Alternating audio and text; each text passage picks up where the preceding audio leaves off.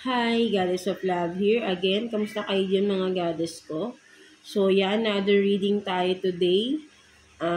For you, Aries, no? Kamusta kayo dyan mga Aries natin, no? Let's see. Current situation ninyo ng person on your mind, no? Mga Aries natin. Tingnan natin ano bang nagaganap sa inyo ng person on your mind, mga Aries natin. Let's see. Sino ba yung nasa isip ninyo? Iniisip ninyo mga Aries. Kuha tayo dito ng 2 cards for Aries, please. 2 cards for Aries. Ano ba? Sino ba tong taong nasa isip ninyo? Iniisip ninyo right now, mga Aries. Let's see. For Aries, 2 cards. Tingnan natin.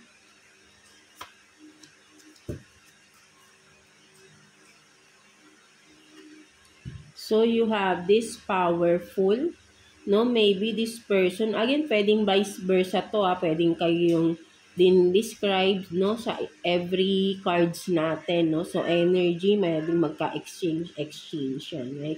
No? So, meron ditong powerful. So, maybe this person is, sabi nating malakas yung personality niya, no? Nakaka-intimidate, no? Something like that, no? So, ayun din yung nakikita ko rito.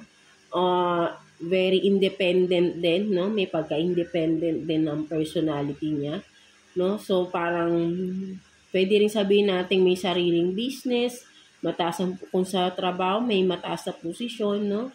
Something like that, no? So, hindi siya yung sabihin natin na parang basta-basta lang, no? Something like that, no? So, ayun yung nakikita ko rito, no? So, what else? European, no? So, maybe foreigner, no? Mga Aries natin, or maybe nasa ibang bansa, no? Literally, baka nasa Europe mismo, no? Or, pwede ring magkalayo kayo talaga, no? As in, nasa ibang bansa siya, o something like that, no? So, ayun din yung nakikita ko rito. Magkaiba kayo ng culture for some of you. Kung Pinoy man, no? Nagtatrabaho siya sa ibang bansa, no? Something like that, no? So, ayun yung nakikita ko dito, no, mga Aries natin, no. So, let's see. Kuha pa tayo ng additional cards for you, Aries. Kuha tayo dito ng 3 cards for Aries, please, no. Additional cards. I mean, current situation ninyo ng person na yan. Let's see. Kuha tayo dito ng 3 cards for Aries. Tingnan natin.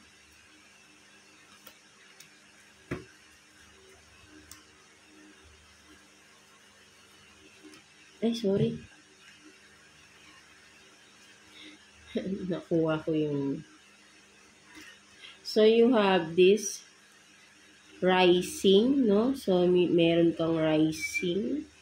And then, I think tong rising na to, parang sabihin natin itong person na to, parang umaalis siya or umalis siya sa sitwasyon, no? Kasi may rising, kumbaga pwedeng, diba, nag-move out, no? Lumipat, pwedeng may paglipat, lumipat ba to currently ng kanyang place, no? May rising or pwedeng umalis siya sa isang sitwasyon, no? Or maybe sa sitwasyon ninyo, sa connection ninyo, umalis itong tao na to, no? Or may pag-alis, something like that.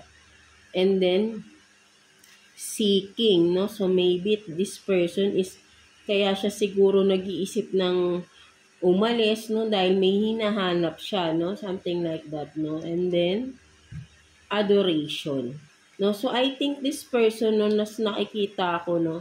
I think Aries, no? Ito yung person na naghahanap ng seeking attention, pwede rin, or seeking affection, no? Maybe hindi niya nakikita yung pagmamahal, yung adoration, hindi niya nakikita dun sa relation, kung karelasyon mo ito no mga Aries. That's why parang napag-iisip ng tao na to, no, with the rising, na gusto niya nang kumawala sa sitwasyon, no? Something like that. Parang hindi na siya nagiging masaya, no? Wala na siyang nafe-feel dito sa connection ninyo, no?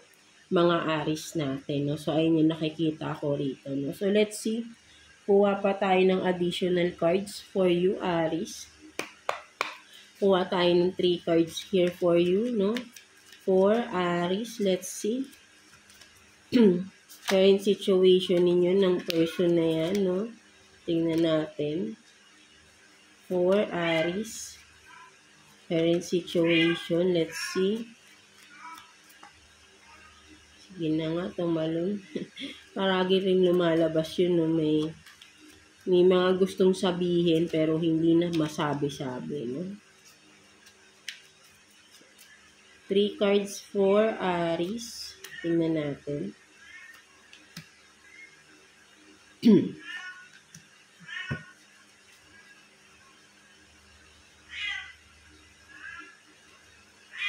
So, you have this friends, influences, no? So, maybe mabarkada ba tong person na to? Or kaya siya parang nakakapag-isip ng ano? Kasi nakikinig siya sa mga kaibigan niya, no? Something like that. And then, regrets, mistakes, no? So, itong tao na to, parang may regret siya, no? Nagsisisi siya, no? Ano ba yung pinagsisisihan niya? Honesty, truth, no?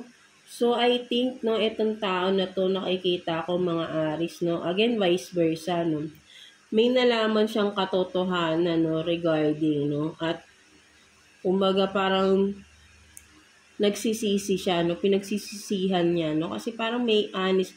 Itong tao na to, nakikita ko is honest naman siya, no?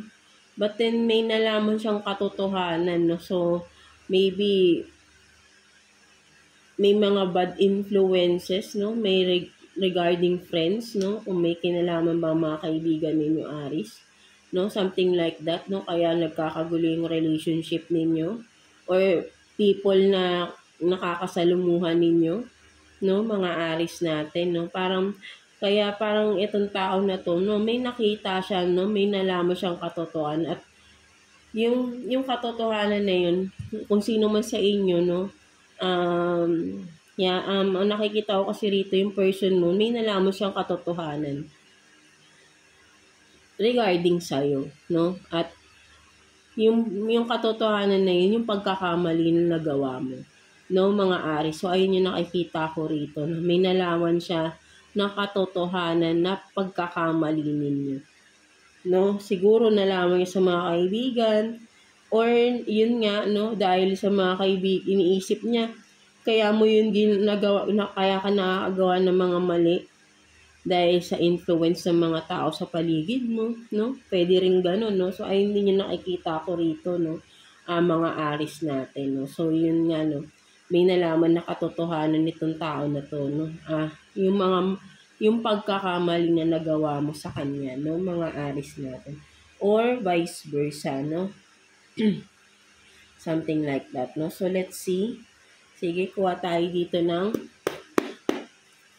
additional messages, no? Kuha tayo dito ng 4 na cards for you, Aries, no? Ano ba yan? Nalaman na yan. Tingnan natin.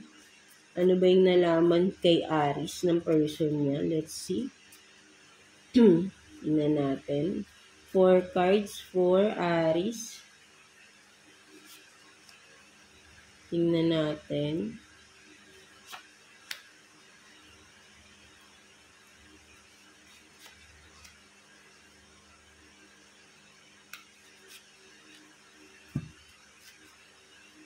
So, meron dito, no, na no values, no? So, maybe, again, vice versa, but then, ito yung nalaman ng person na to, kumbaga nakita niya na, siguro, kasi pag no values, di ba, yung arrogante, no, walang modo, no, something like that, no. So, ayun yung nakikita ko rito, no. So, nakita ng tao na to, yung totoong ugali, no, mga Aries natin. And then, hidden phone, no. So, maybe, may kinalaman ang phone, kaya may nakita siyang katotohanan for some of you, no, sa cellphone, no, something like that.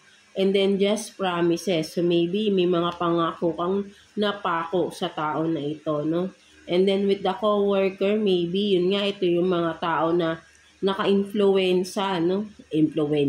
Naka-influence, no, sa inyo. no, mga bad influence, no, pwede rin, no, mga coworker ninyo or katrabaho, pwede rin kung businessman, no, someone or people around you, no, mga Aris, no, ayun yung mas nakikita ko rito, no, mga parang naging hindi magandang ehemplo sa inyo, no, mga Aris. That's why nagkaroon ka ng mga sikreto, no, with the hidden phone. Siyempre, bakit ka ba magtatago, no? Because may sikreto, no? So, ayun yung nalaman ng tao na to, no? Mga Aris natin. And maybe, nagkaroon kayo ng arguments, no? That's why, with the no values, no? Ayun yung mga, may nasabi kang di magagandang salita, no? Kaya lumabas yung mga gano'n, no? Something like that. And then with the just promises, again, may mga pangako ka sa tao na to na napako, no? Mga Aris natin, no? So, ayun yung nakikita ko dyan, no? So, let's see what's the possible outcome ninyo ng person na yan, mga Aris, no? Kuha tayo ng 2 cards here for you, Aris. Possible outcome ninyo ng person on your mind, no? Let's see. Kuha tayo ng 2 cards here for you. For Aris.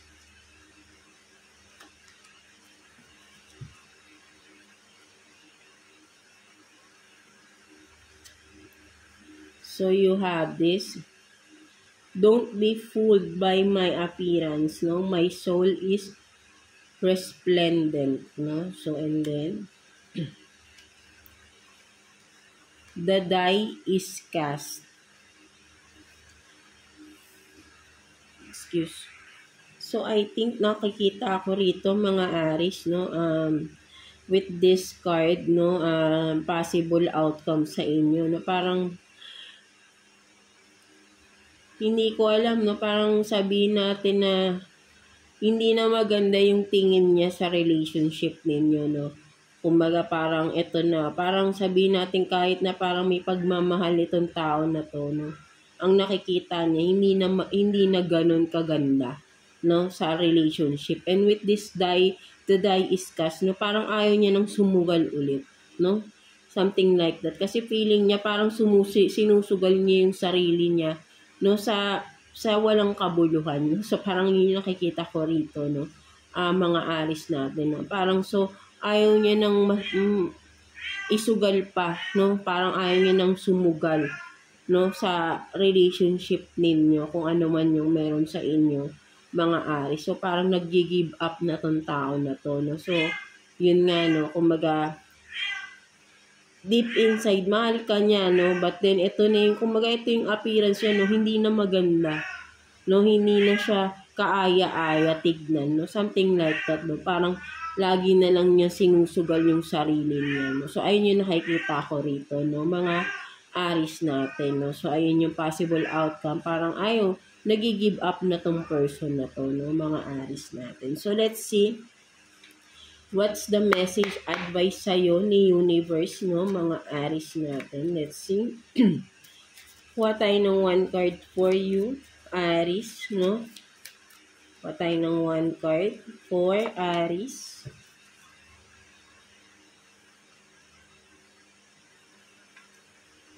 So, every step counts, no? So, advice sa'yo ni universe, no? Saan ka ba talaga pupunta, no? Parang ganun nakikita ko rito, no?